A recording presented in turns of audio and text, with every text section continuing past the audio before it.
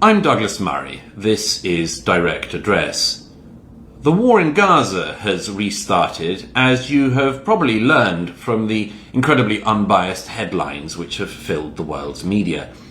The BBC decided to go with the headline, "Israel breaks ceasefire." The Guardian newspaper has gone with, "Israel strikes that shattered ceasefire." The Washington Post has gone with, "Israel breaks Gaza ceasefire," and CNN with, "Gaza ceasefire shattered as Israel launches strikes." What all of these news media seem to have ignored is that it actually isn't Israel that has shattered the ceasefire this week. It's Hamas that has been shattering the ceasefire since the agreement to have the ceasefire was first signed. It's Hamas that has repeatedly broken all of the rules of this deal, not least in its obscene parades of Israeli hostages. That includes the Hamas dead baby parades, where they brought out the coffins of Israeli babies that they'd murdered and paraded them in front of cheering Gazan crowds.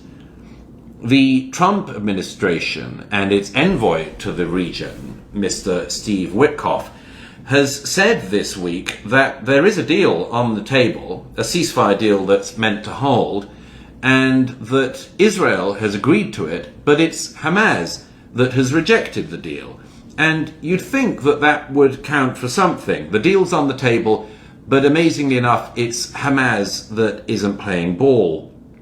Of course, Hamas could not just make sure the ceasefire continues, but could make sure that the war halts altogether by doing something which I've said they could have done from day one, which is to release the Israeli hostages who they kidnapped from their homes on the 7th of October 2023. Hamas is still believed to be holding around 24 living Israeli hostages, and those hostages include 21-year-old Idan Alexander from the US. Indeed, he's from New Jersey. But as this ceasefire was shattered by Israel this week, you'd be surprised perhaps to learn that it wasn't the case that the Israeli Air Force and military simply wanted to go into Gaza and smash some stuff up. You'd be surprised to hear that wasn't the case, because so much, again, of the media decided to misreport and lie in what they were saying about what is actually happening. The Associated Press has gone with the headline today, "Surprise Israeli strikes across Gaza kill more than 400 Palestinians." CNN has likewise parroted the line, "Over 400 people have been killed, Health Ministry says." The French newspaper Le Monde has gone with, "Gaza Health Ministry announces 436 deaths in 48 hours. There are two important things to say about these news reports. The first is a pretty fundamental one. The Gaza Health Ministry that all of these media are quoting. The Gaza Health Ministry is a wing, a part of the terrorist group Hamas. Gaza Health Ministry sounds like it's a ministry run by people in Gaza who care deeply about people's health. And in my observation, Hamas tend not to care that much about public health, either Israeli public health or indeed the public health of Gazans. That's not their shtick. They're just simply a part of Hamas, and that means they're also part of the Hamas propaganda network. So they just throw out numbers that they always come up with in strangely round figures, actually. They come up with numbers like 400 people killed. They can always come up with these numbers like that. And they can do so in the certain knowledge that most of the world's media will simply repeat what they've said, as if we can all trust the Hamas Health Ministry. But the second thing that these reports seem almost not at all to take into account is, again, that it's not the case that the Israeli Air Force and Israeli army have just decided to go into Gaza and kill 400 people, as the esteemed Hamas health ministry would put it. It's actually the case that the Israeli forces have gone after specific individuals, doubtless with some civilian casualties. Unfortunately, that is one of the things that happens when you have groups like Hamas that decide to use civilians, people that they are claiming to protect, as human shields and hide among them in civilian clothing. Two of the people who were targeted and indeed killed in these strikes, and were barely mentioned in media reports, were two men, one of whom was the Hamas putative prime minister in Gaza, which you'd think would warrant some comment, and the other was a fellow by the name of Abu Hamza, not one of the many Abu Hamzas we've had the joy of discovering and coming across in the last 25 years or so, but this one was an Abu Hamza who's described in some of the media that have bothered to report this story as the masked public face of Palestinian Islamic Jihad.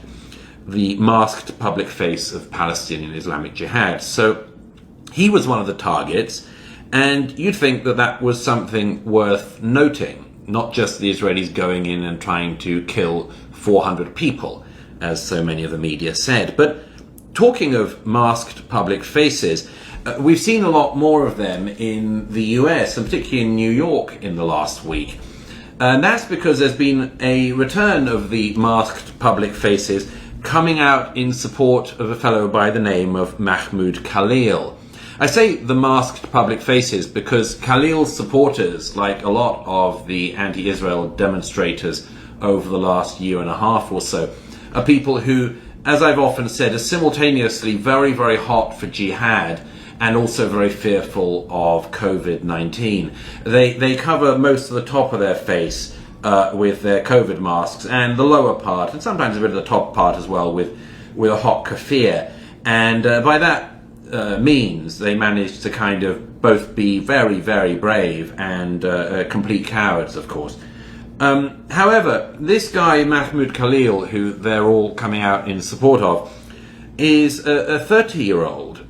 He was one of the instigators and organizers of the often violent and extremely racist protests at Columbia University since the 7th of October 2023. You might wonder what a 30-year-old's doing at Columbia University, and I've been wondering that a bit. It turns out, by the way, that this guy who was organizing these protests and leading them lived in Columbia University student accommodation, but was not actually a student. That's an odd thing in itself.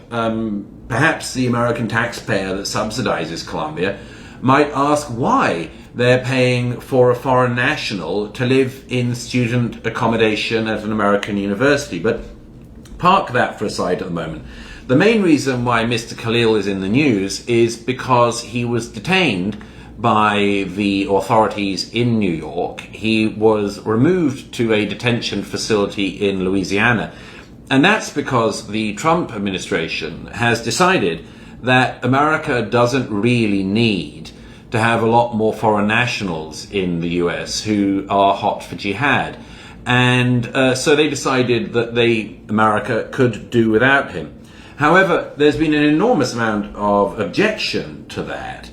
The objections to it have come from many quarters, but one of the most striking is from Mahmoud Khalil, the 30-year-old non-student from Columbia's wife. She issued a statement to the media that's gone absolutely everywhere, in which she said, among other things, quote, "My husband was kidnapped from our home." Presumably that's the home on the student accommodation at Columbia University. "My husband was kidnapped from our home." She went on to say, "I demand his immediate release."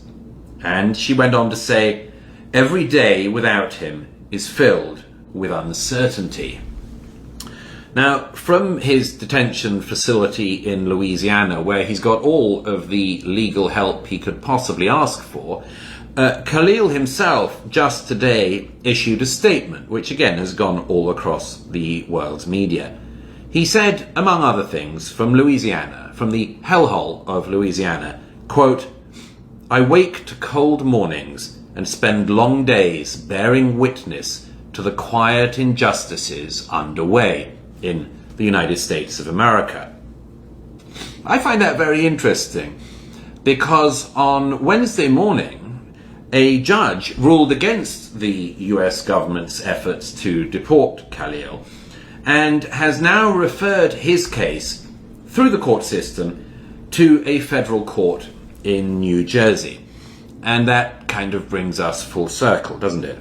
Because if Mahmoud Khalil's wife, his family, supporters, and others are concerned about people being kidnapped from their homes, if they're concerned to call for people's immediate release or are worried about families who are filled with uncertainty for their relatives, if they're worried, as Khalil himself has said, about people waking to cold mornings and bearing witness to injustices, then perhaps all of these folks could bear in mind 21-year-old Eden Alexander from New Jersey, because he's seen far more injustice, far more cold mornings, and far more coldness from the so-called social justice movements in the United States than Mahmoud Khalil, who's cheered on the kidnappers of that young man from New Jersey.